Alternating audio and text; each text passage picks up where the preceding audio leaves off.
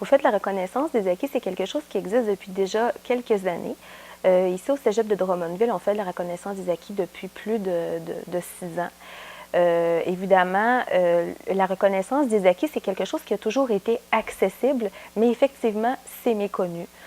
Pourquoi? C'est difficile de répondre à cette question-là, mais chose certaine, c'est que c'est une belle solution pour l'adulte qui souhaite faire un retour aux études et puis obtenir une attestation officielle dans un programme d'études de son choix. La formule de la reconnaissance des acquis, c'est un modèle parfait de conciliation travail-famille-études, en ce sens que l'approche, elle est personnalisée. Donc, à partir du moment où un candidat dépose une demande d'admission, toute la démarche est centrée sur l'individu, sur son besoin et sur ses objectifs à court, moyen et long terme.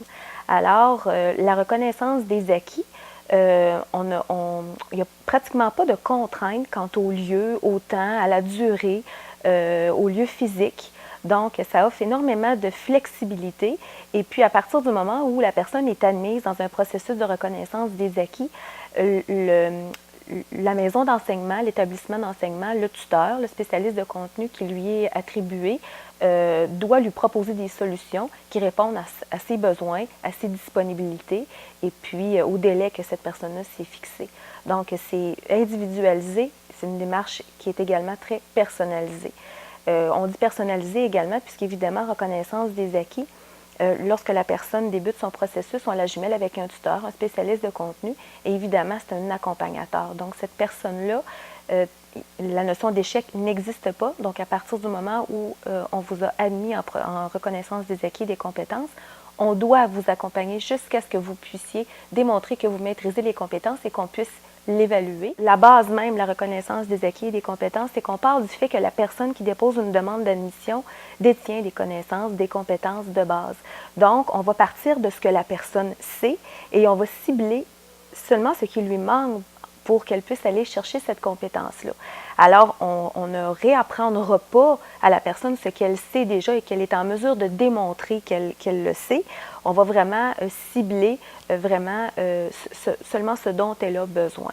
Alors, c'est ce qui est intéressant dans une démarche. Une personne qui a 5 ans d'expérience, exemple, ou 10 ans d'expérience, cette expérience-là, elle vaut quelque chose en reconnaissance des acquis et des compétences.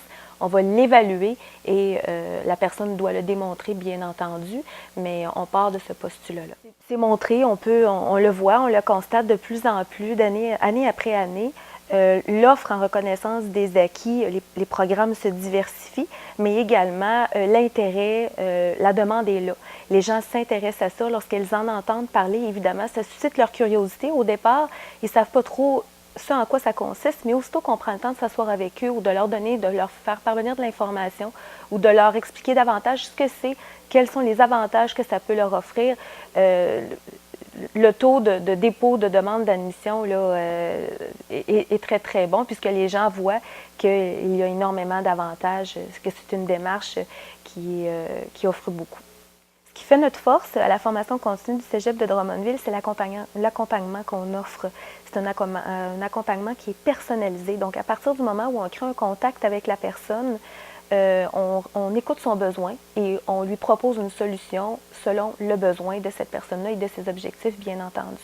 Donc, à partir du premier contact qui se crée, que ce soit avec le personnel administratif ou le conseiller pédagogique, une personne qui peut avoir besoin de conseils, on est là pour l'accompagner dans sa démarche, et ça du début à la fin. Donc, au départ, on présente, on prend le temps de s'assurer avec la personne que son dossier est bien monté, que tout ce qui est là tout ce qui doit être présent au dossier est là pour qu'on puisse confirmer l'admission de la personne. Ensuite de ça, il y a on la met en contact avec son tuteur, son spécialiste de contenu qui va l'accompagner tout au long de la démarche. Et puis, on offre également une séance d'accueil et d'intégration. Donc, une personne qui va initier un processus de reconnaissance des acquis ne sera pas laissée à elle-même. On va lui montrer, on va la former, lui donner de l'information, prendre le temps avec elle de lui montrer si elle a, par exemple, à utiliser les technologies de l'information et des communications, comment ça fonctionne.